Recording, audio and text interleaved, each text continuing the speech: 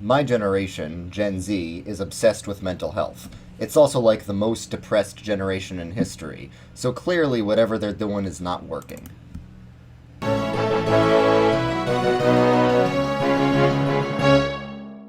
Hey guys, welcome back to KingdomCraft, where I build this big church in Minecraft while I talk about Christianity. And today I'm going to talk about a subject that's not controversial or sensitive at all. I'm going to be talking about mental health.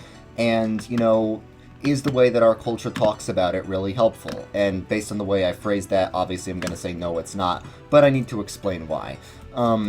So, a lot of us, especially if you're a guy, I feel like if you're a man, have a gut feeling that the way a lot of people in our culture, particularly like women, I gotta say, the way they talk about mental health a lot and the way they basically obsess over mental health sometimes is not healthy, but we often fail to understand why this is. Now, both men and women have things that they tend to do wrong. What men tend to do wrong is, just be completely hedonistic, be addicted to porn and video games, and stuff like that. So both men and women have different sins that they gravitate towards. But for women, I think a sin that a lot of women are drawn towards is like overly obsessing over like their own feelings or emotions and treating their feelings as if they're the end-all be-all for everything. And I think that's why the mental health movement appeals to a lot of women, and I think a lot of women have been deceived by the mental health movement because the mental health movement tells people to make their own feelings basically the end all be all for everything. And obviously that's not a Christian approach. But is the entire thing bad? Is there anything good we can take from the mental health movement? That's what I'm going to be addressing today. So, what is the mental health movement? So, if you go on social media, you'll see a lot of, quotes and stuff that say stuff like, just encouragement, like, love yourself. We talk about self-love a lot, like, self-love, you're amazing, your feelings are valid. And these sound like harmless phrases, but if you think about them, first of all, it's only in, like, modern society has it been popular to say things like that. And they're kind of anti-Christian in their roots. So, like, first of all these, like, affirmations, like, you're amazing, that's really not a Christian thing, because in Christianity we have this idea that everyone is deeply fallen, not just superficially. It's not just that we make mistakes occasionally, it's that there's something really wrong with us. Every one of us is more sinful and fallen than we can imagine. And therefore, it's never helpful for us to be told that, you're amazing or whatever. Now, in sort of a social context, it's helpful for friends to tell each other, what they appreciate about each other. That's just natural, healthy bonding. But to see some, like, faceless post on Instagram just affirming you for doing basically nothing, there are a lot of women's Instagram pages that do that. It's just basically, you're amazing just for simply existing. And it's like, first of all, before I go into like the philosophy or everything, that's just not a Christian thing to say. So it's like, if you're a secular person, you talk like that, I understand that. I don't expect you to follow Christian philosophy if you're not a Christian. But if you are a Christian, I think you should at least see why this is not a Christian thing. But even if it's not directly a Christian thing, is it maybe helpful in some ways? Is it maybe helpful for people's, self-esteem or whatever? So, I just want to talk about the many ways in which the modern mental health movement is very, not just unchristian, but anti-Christian. The first one is that it tells people to basically be self-centered and not be self-critical. Because of all this rhetoric about, you should love yourself, you should always forgive yourself, you should always be easy on yourself. It may seem harmless, but because of how sinful our hearts naturally are, if we get used to telling ourselves that, we will not notice the many ways in which we screw up. Like, I see all these quotes about, you have to cut toxic people out of your life. And it's like, it's funny, you are never included in toxic people. The toxic people are always other people. Is there a chance that maybe sometimes you've been the toxic person? And I don't think we should call people toxic, because we'd be hypocrites if we do that. Everyone's toxic at some point. So this whole language of cutting toxic people out of your life, which appears a lot in like mental health quotes online, it really tells people to project their problems outwards, to blame other people for their own problems, which of course is a very anti-Christian way of doing things. And even I see a lot of Christian women repeating a lot of these mental health quotes, like self-love, self-care, all that stuff. So let me be clear. What I'm not saying is that there are no mental problems that people might need treatment for. But I think simply the phrase mental health comes from a flawed philosophical concept of what even is the mind. So the founder of modern psychology was, of course, Sigmund Freud. And he was a complete atheist. And he had a lot of really weird ideas. He said all men secretly want to, sleep with their mothers and kill their fathers. And we know that's not true. So he was a really weird dude. And his ideas are still the basis for modern psychology. And I know a lot of modern psychologists have moved past teaching a lot of the crazy things he did. But because he's the founder, his ideas still, implicitly influence the way that psychologists think and do their stuff. So, I'm skeptical of psychology as a field to begin with. It doesn't follow... It's not the same as psychiatry. It's not really a science. There's a debate over whether psychology can be considered a legitimate science or not. I would say the same about sociology, because they start from a lot of, unprovable presuppositions and sort of work from there. So there's a lot that I'm skeptical about. I don't think it's all bad. I don't think all therapy or psychology is bad, but I'm just saying I think it's flawed philosophically, if that makes sense.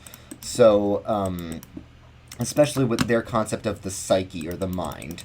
So, because Freud was an atheist, he didn't believe there was any soul or anything. He thought we were just brains, and that's all there is. And even, without invoking religion, there's pretty strong evidence that there's more to the mind than the brain. Near-death experiences show that there really is some sort of immaterial aspect of us that lives on after our brains die.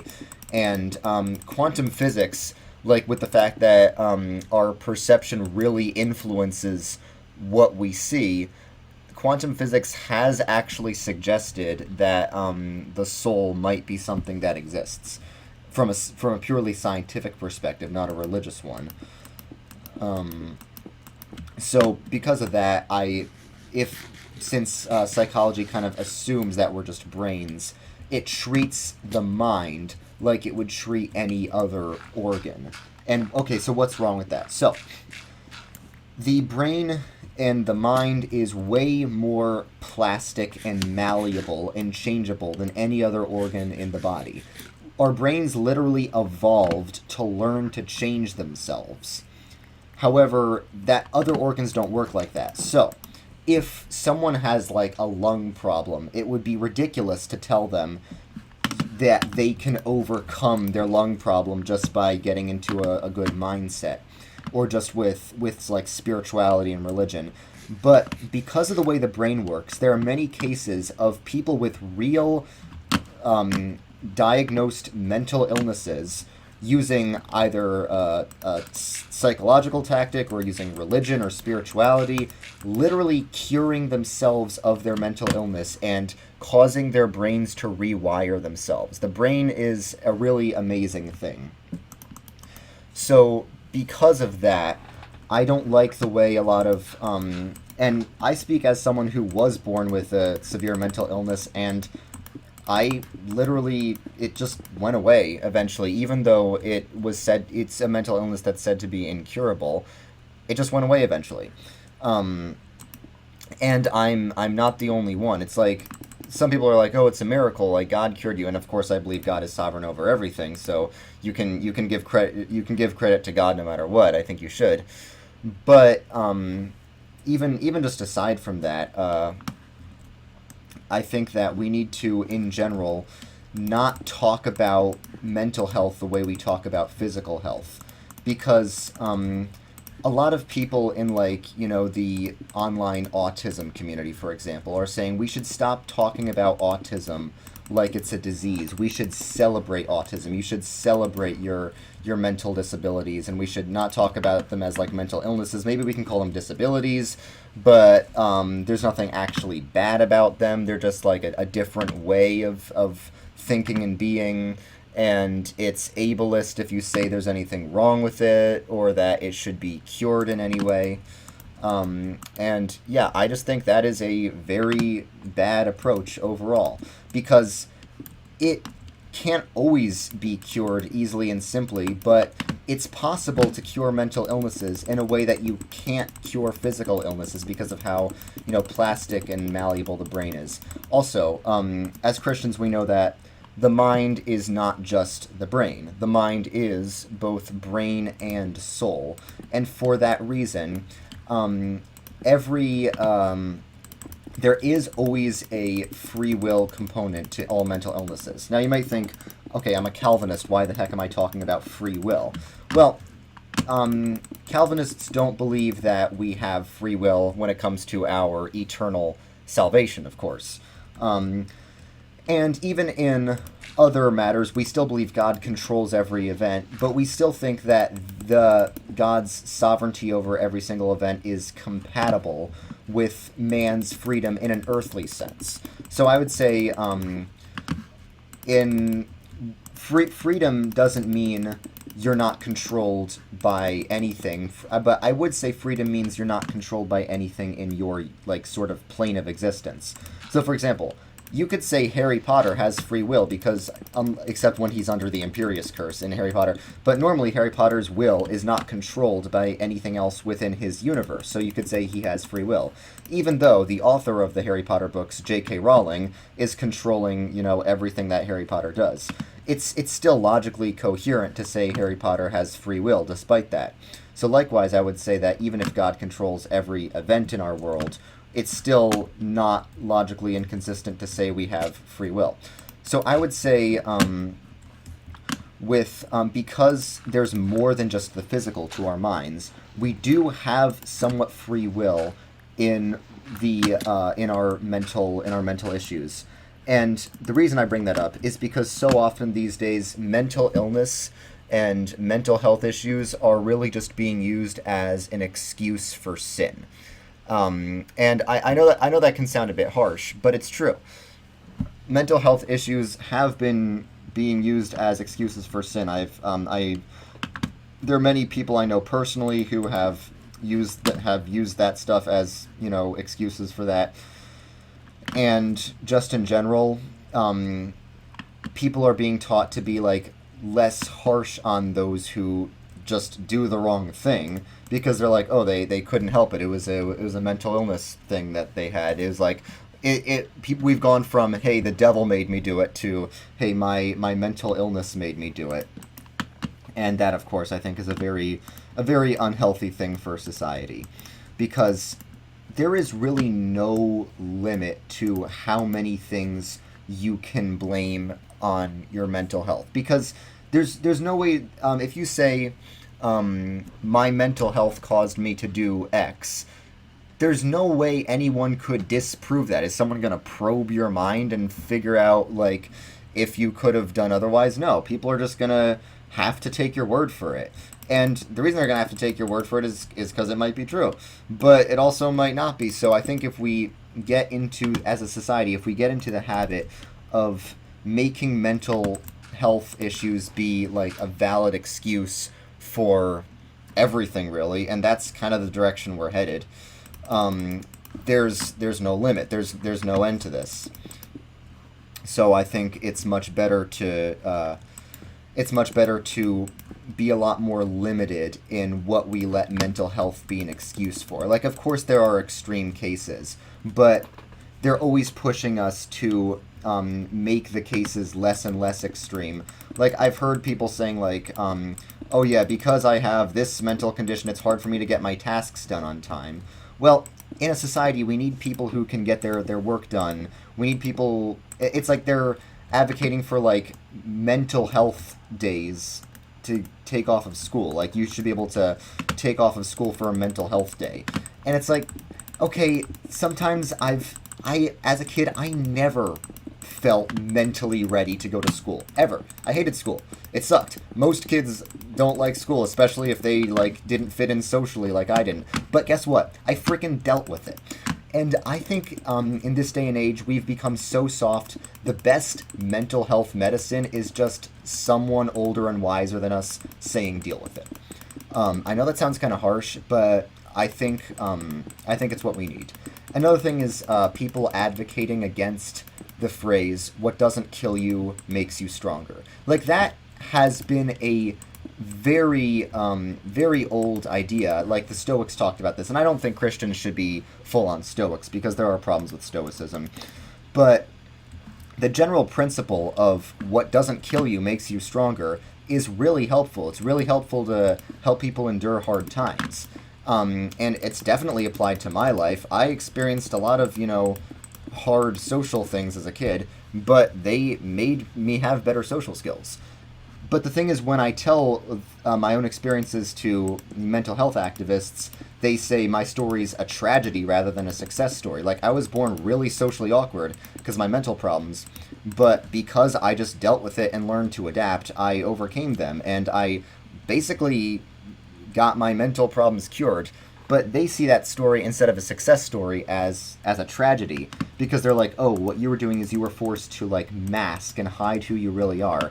But no, I don't want to define who I really am as a mental illness, because I don't think that's good. I think because as a Christian, I think there's this ideal version of who all of us should be, who God made us to be, and because of sin, we will constantly not live up to that. So we need to constantly correct ourselves so that maybe we can live up to that. So yeah, it's all backwards the way these mental health people talk about this kind of the way they talk about this kind of stuff. Okay, what else? I know I could talk for years about why I don't like the mental health movement. And another thing is, a lot of Christians, even Christians who would identify as conservative Christians, and once again, this is more talking about women here. I'm not saying men don't have their own sins they struggle with, because they absolutely do. Most women aren't addicted to watching porn and playing video games 13 hours a day, so they really do have that going for them. So this, but when it comes to overly obsessing about mental health, let's be honest, that's more of a problem for women than it is for men. Men don't really talk about mental health as much. Now, a lot of women have said men should talk about their feelings more.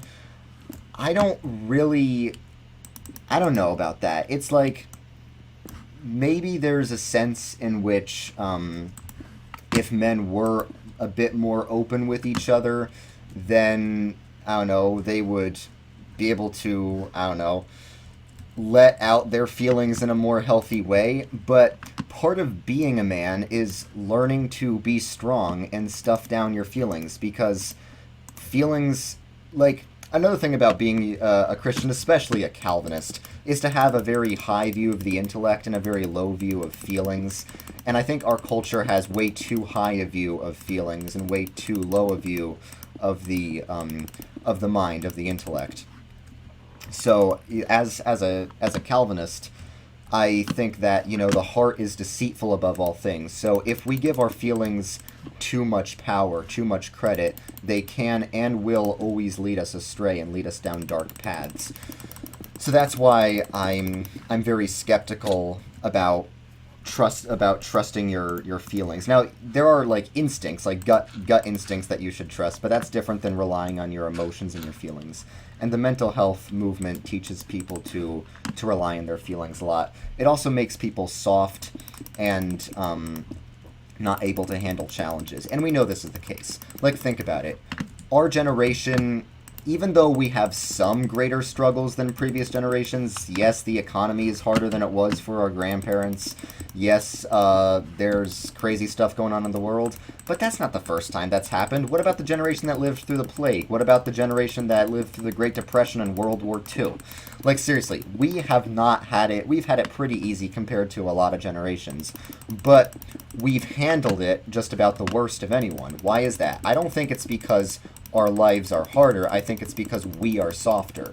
And I think maybe you could blame our parents who have sort of overly coddled us. Like, when I was in school, there were a bunch of anti-bullying assemblies. There was all this anti-bullying talk, and the teachers would try and micromanage our social lives to make sure nobody ever got bullied. And of course, that was with the best of intentions, because, bullying is bad. But because they sort of overprotected us, a lot of us ended up being really soft. And now you have a generation that's like too anxious to really do anything, and that's why you'll have people who, when my generation got to high school, there'd be a lot of kids who would just stay home for a month for no reason other than they had too much anxiety to go to school. And that's ridiculous. If you told the baby boomers about that, they would say, that's ridiculous, you're weak. And it's true, we are weak. So, as a whole, I would say the mental health movement is not a good thing. There are some real problems that need to be addressed, but I'd say the real problems are neurological problems.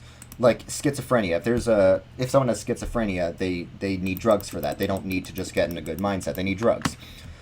But so as Christians, we need to recognize the brain is both. The mind is both brain and soul, and if we try and conflate those two things into this idea of like a psyche, then we'll be very confused. So every mental problem is either a neurological problem or a spiritual problem or a bit of both.